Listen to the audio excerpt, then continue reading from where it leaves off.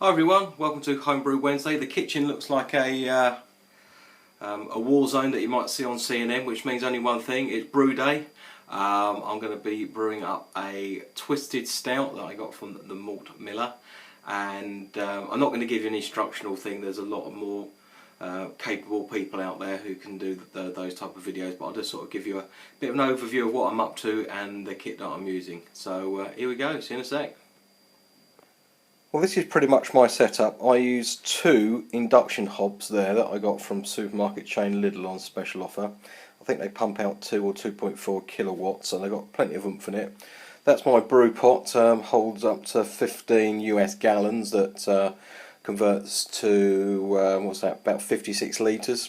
I'm brewing on the floor. I'm not blessed with space where I am at the moment, so I have a couple of wooden boards down just to act as a bit of protection to the floor, and the other, excuse the camera work, the other induction hob is there. So this water I'm going to top it up to brewing software, 35.47 litres, how's that to be precise, and then going to bring this up to 70 degrees, and then I'm going to add the grains and the bag, etc. See you in a bit.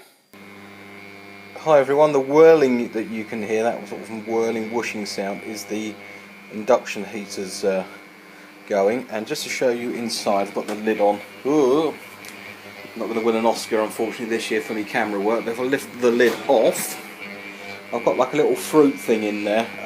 So this runs on induction, so I'm not sure if the bag would scorch on the bottom or not. Maybe somebody could let me know, maybe ping me a comment, that would be fantastic. But I'll put that on there, little fruit basket type thing, just for the bag to sit onto. So we'll put the lid on,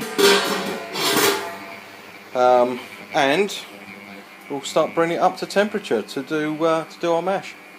See you in a bit. Just on the hops that come with this, it's 100 grams of Willamette, 70 grams going for 90-minute boil, and then 30 going for the last 5 minutes. Now I weighed them out into that Mrs. Brewbear got me as part of the stocking filler the other year for Christmas. Or just try and flick it on. Came from QVC, and you can actually weigh out your stuff by putting it in there. So that is a pretty nifty, handy little tool. So I'd recommend, if you see one, pick one up.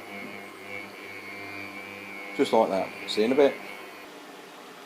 Well, the water's coming up to mashing temperature, so I'm just getting the bag ready. Now this is actually I think it's a 100 litre bag, so it's got plenty of room in it, and then I peg it around the top using these plastic bulldog clips. So I'll come back in a second, I'll show you it in place. Cheers guys, and ladies of course.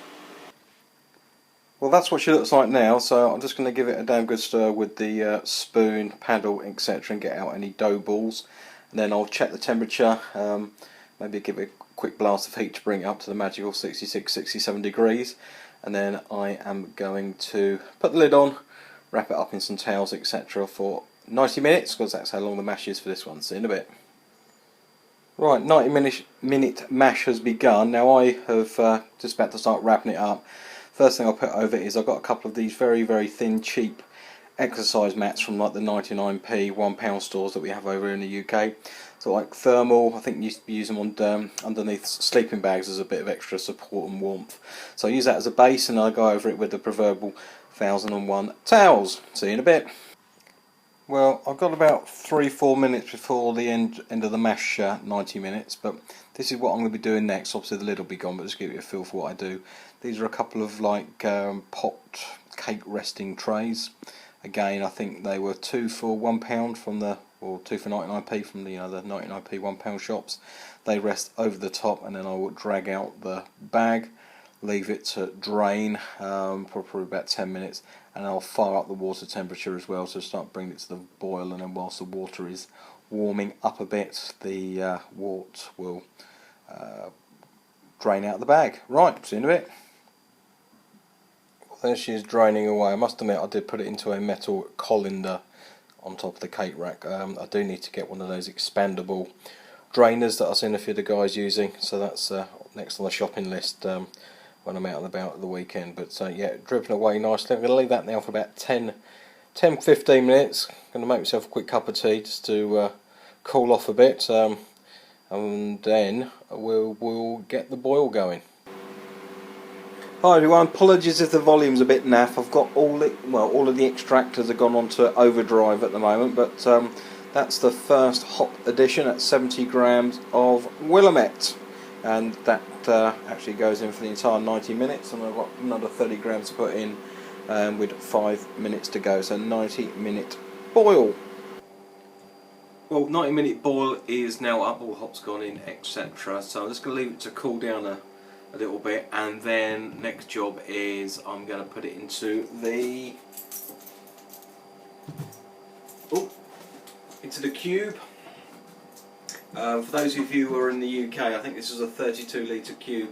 Got this from Go Outdoors in a sale, and it was 10 English pounds including my card discount thing, so that was quite a good buy. So I'm going to leave it to cool down for a little bit, and then I'm going to put the hosing onto the nose and then get it into the cube. See you in a bit, guys. End result being that, which is well, I haven't been able to actually measure it, but I think finger in here, that's about 23 litres. Well, fingers crossed anyway.